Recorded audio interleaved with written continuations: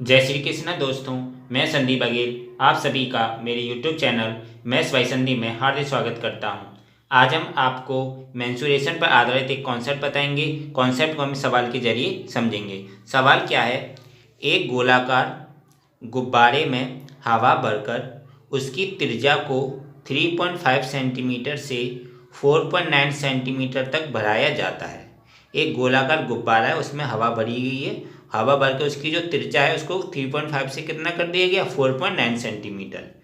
मूल गुब्बारे के आयतन में होने वाली प्रतिशत वृद्धि कितनी है। जो पहला वाला गुब्बारा था, फिर बाद में उसकी जो त्रिज्या बढ़ गई है, उसके बाद उसके आयतन में जो चेंजिंग आई है, तो कितने प्रतिशत की वृद्धि हुई है वो हमें पता करना है। मूल गुब्बारे के आयतन में होने वाली प्रतिशत वृद्धि का। तो सबसे पहले बात आती है गोलाकार की, गोले की। तो सबसे हम जानते हैं, वी नो दैट गोले का आयतन का फॉर्मूला क्या होता है। गोले का आयतन का फॉर्मूला होता है 4/3 पाई आर क्यूब। काफ़ी इंपॉर्टेंट फॉर्मूला है, याद कर लेना, एग्जाम में ये काफ़ी आता है, इससे रिलेटेड कई सवाल। गोले का आयतन का क्या फॉर्मूला होता है, 4/3 पाई आर क्यूब। क्या होता है, 4/3 पाई आर क्यूब। अब इसमें एक चीज देखो जी, गोले के आयतन का जो फॉर्मूला है, इसमें 4/3 पाई, तो ये तो एक तरह से कांस्टेंट है। ये तो फॉर्मूला, ये तो एक नियत है जी, नियतांक है ये तो। और बस चेंजिंग किस में, आर में। आर मतलब त्रिज्या। तो अगर हम गोले के आयतन के फॉर्मूले में सिर्फ त्रिज्या जो आर है वो चर पद है, मतलब जो कि चेंजेबल वाला है, और बाकी 4/3 जो पाई है, ये 4/3 पाई वो कैसा नियतांक अचर है। ये तो 4/3 पाई रहेगा, चाहे गोले की त्रिज्या कितनी भी सेंटीमीटर हो जाए, तो फॉर्मूले में 4/3 पाई तो रहेगा। ये तो नियत है, नियतांक है। लेकिन आर जो है उसकी उसके उसमें चेंजिंग हो सकती है, लेकिन 4/3 पाई में चेंजिंग नहीं हो सकती, तो ये नियतांक है। तो अब कभी भी बात आ जाती है गोले के आयतन में कितने प्रतिशत की वृद्धि हुई, तो हमें सिर्फ त्रिज्या देखना है, बाकी फॉर्मूले में और कुछ नहीं देखना है, क्योंकि ये तो कांस्टेंट है। जब आयतन में होने वाली प्रतिशत वृद्धि है कि क्या चेंजिंग हुई है, तो हम उसमें क्या देखेंगे, सिर्फ उसकी त्रिज्या को। बाकी 4/3 पाई से हमें कोई मतलब नहीं, क्योंकि गोले के आयतन में 4/3 पाई क्या होगा। अब जैसे मान लो गोले का आयतन प्रारंभिक भी यही रहेगा 4/3 पाई आर, बस आर चेंज हो जाएगा, और अंतिम वाला भी यही रहेगा। तो दोनों अंतिम वाले और पहले वाले में 4/3 पाई तो आएगा फॉर्मूले में, तो इसमें तो कोई चेंजिंग होगी नहीं। तो हम इसमें इस सवाल को सॉल्व करने में हम क्या करेंगे, सिर्फ त्रिज्या को ले लेंगे। हमें मतलब है सिर्फ त्रिज्या से, और क्वेश्चन में सिर्फ त्रिज्या ही दिए थे, त्रिज्या को 3.5 से कितना कर दिया, 4.9। क्योंकि फॉर्मूले में और तो कुछ है नहीं, ना इसकी ऊंचाई दी है ना कुछ। कोई गोले के आयतन में ऊंचाई क्या होता है, उसकी जो गोले का जो ऊंचाई होती है उसकी क्या होता है, उसका व्यास होता है, त्रिज्या का दुगना होता है। तो इसमें त्रिज्या ही जो कुछ है वो सब त्रिज्या ही है, और बाकी 4/3 पाई का इसका ये का नियतांक है। तो अब त्रिज्या से आयतन की तुलना करेंगे। हम क्या करेंगे, त्रिज्या से आयतन की तुलना करेंगे। पर ये ध्यान रखना है कि गोले के आयतन में त्रिज्या का क्या आता है, घन आता है। तो सबसे पहले करेंगे हम त्रिज्या ले लेंगे, 3.5 है, और बढ़ के कितनी करना है, 4.9 सेंटीमीटर। मतलब R1 आपकी 3.5 है, और R2 बढ़ के कितनी हो जा रही है, 4.9। तो 3.5 4.9 का रेशियो है R1 R2 में जी। प्रारंभिक त्रिज्या जी उसकी अंतिम त्रिज्या है। तो पॉइंट से पॉइंट हट जाएगा, इस पॉइंट से ये वाला पॉइंट हट गया।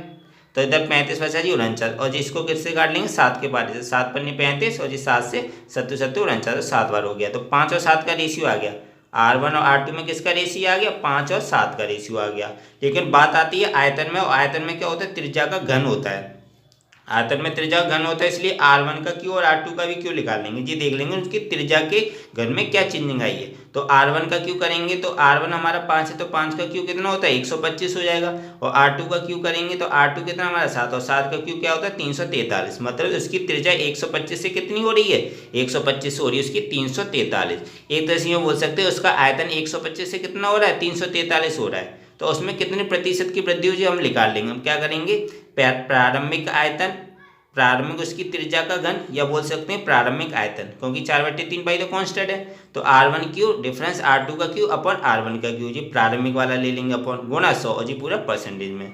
तो R1 का क्यू कितना हमारा 125 प्रारंभिक है, और R2 का क्यू कितना हमारा 343। इन दोनों में अंतर कितना है, 218 का, और नीचे 125 ऐसे लिखा क्योंकि वो R1 का क्यू है, गुणा 100। तो 218 अपन 125 गुणा 100 हो गया जी। 125 कितनी में कट गया, 25 से, 25 पंजे 125 5 बार, और 25 से 100 कितनी में कटेगा, 4 बार, 25 चौक 100। तो 218 का गुणा 4 में कर देंगे, तो वो आएगा कितना हमारा 872, और नीचे बचा 5। 5 का जब 872 में भाग देंगे तो कितना आएगा, 174.4%। तो मूल गुब्बारे के आयतन में होने वाली प्रतिशत वृद्धि कितनी हुई? 174.4%। कितनी वृद्धि हुई इसमें? 174.4% की वृद्धि हुई। तो इस पूरे सवाल में हमें पूरे गोले के आयतन का फॉर्मूला रखने की जरूरत नहीं थी, क्योंकि देखो अगर इसका हम इस फॉर्मूले में इधर रखते आयतन में होने वाली प्रतिशत वृद्धि में, तो इधर भी देखो 4/3 पाई आता, इधर भी 4/3 पाई आता, तो इस 4/3 पाई कॉमन ले लेते और नीचे वाले में भी 4/3 पाई आता तो वो कट जाता।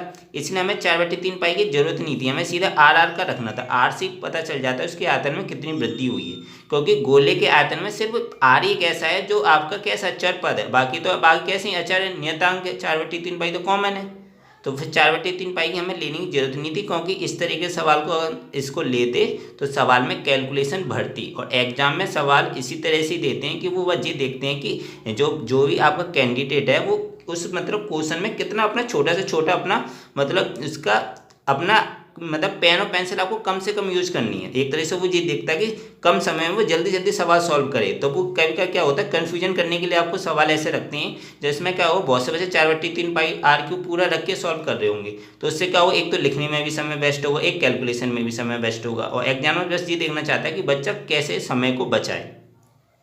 तो इस तरीके से हमने सिर्फ आर वाली उसकी त्रिज्या से ही इस सवाल को सॉल्व कर दिया। कोई आयतन में होने वाली प्रतिशत वृद्धि थी, बस ये ध्यान रखना था इसमें जो कंपैरिजन करना था वो आर क्यू से करना था, क्योंकि फॉर्मूले में गोले का आयतन होता है आर क्यू आता है। इसमें सिर्फ 5 और 7 का कंपेरिजन करके नहीं हो पाता। आप सोचते कि 5 से 7 हो गया तो 2 की वृद्धि हो रही, ऐसे गलत हो जाता, क्योंकि फॉर्मूले में आता है आर का क्यू। तो इसलिए आपने R1 का भी क्यू करेंगे और R2 का क्यू करेंगे, फिर उनमें कंपेरिजन देखेंगे कि 125 से 343 हुआ है, तो 125 से 343 में कितने का अंतर है, 218 का। तो 218 125 का कितना परसेंट है, वो कितना परसेंट है, 174.4%। ऐसे भी आप सीधे कर सकते हैं। तो दोस्तों आशा करता हूँ आपको ये वीडियो अच्छा लगा होगा। अगर वीडियो अच्छा लगा है तो लाइक करना बिल्कुल मत भूलें, शेयर करें ज़्यादा से ज़्यादा फ्रेंड्स फैमिली मेम्बर्स के साथ। और अभी तक अगर आप चैनल को नहीं सब्सक्राइब किए हों तो चैनल को जरूर सब्सक्राइब करें, बेल आइकन दबा के ऑन नोटिफिकेशन में रखिएगा। इससे क्या होगा कि जब भी मैं वीडियो डालूंगा आपको उस वीडियो का नोटिफिकेशन मिल जाया करेगा और आप उस वीडियो को देख लिया करेंगे। मिलता हूँ नेक्स्ट वीडियो में दोस्तों। Thank you so much.